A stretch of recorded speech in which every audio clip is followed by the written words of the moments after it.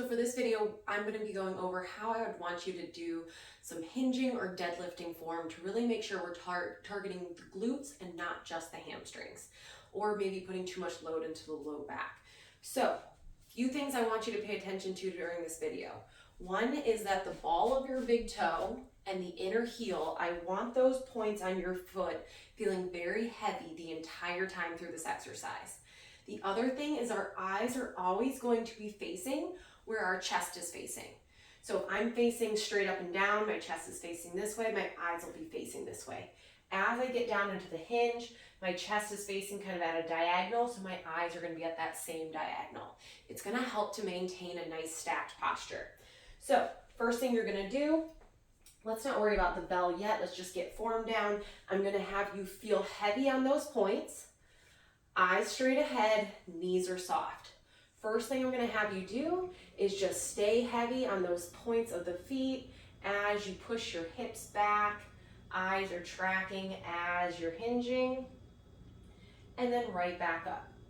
And I just want you to do that a few times, and I want you to notice that as I do this, my knees are staying soft. They are never translating backwards like this. Right now you should see that my knees are kind of right over my ankles. I always want them just a little bit forward. And what that's going to do is it's going to keep you even in your feet with pressure between the ball of your big toe and inner heel. But it's also going to make sure you're loading more glutes rather than just hamstrings. So once again, soften knees, eyes straight ahead. Hinge and think about your hips going straight back, not necessarily closer to the floor. Eyes are coming forward, knees are staying soft, and as I come up, my knees are staying soft. They're never locking back like this. They're always staying kind of in the starting position, hinging, and coming right back up. You want to be feeling the backside of your legs, hamstrings and glutes here. It's just we want to make sure they're working equally.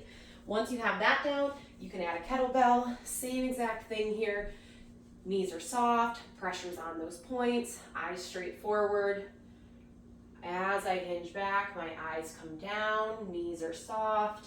I'm heavy on those points, and now as I stand up, I'm thinking about pushing through that ball, the big toe, and heel, and that is what starts this motion. Rather than just kind of standing up for my hips, I'm pushing through the floor, and that's just gonna help really connect my feet to my glutes, and you're gonna feel more muscle activation. So focus on the eyes, focus on those foot pressures. If you cannot focus on anything else, just those two things, they're gonna help you get this form right. So eyes forward, heavy on those inner feet, coming down, eyes track, butt back, and then right back up.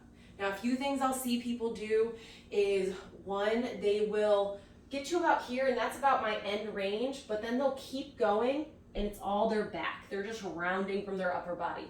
We don't want that. I'd rather see people only go to here and come back up, rather than come all the way down and they're bending at their spine. The other thing I'll see people do is as they're going down, they're gonna really get pressure on their heels. Once again, we want to make sure pressure stays equally between that front of the foot and back of the foot. So I'll tell people, picture me grabbing you by your ears and just pulling you forward a little bit.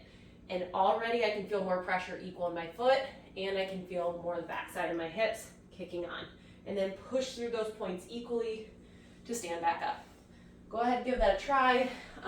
Once you get that down, your deadlift form or your hinges are going to feel a lot easier.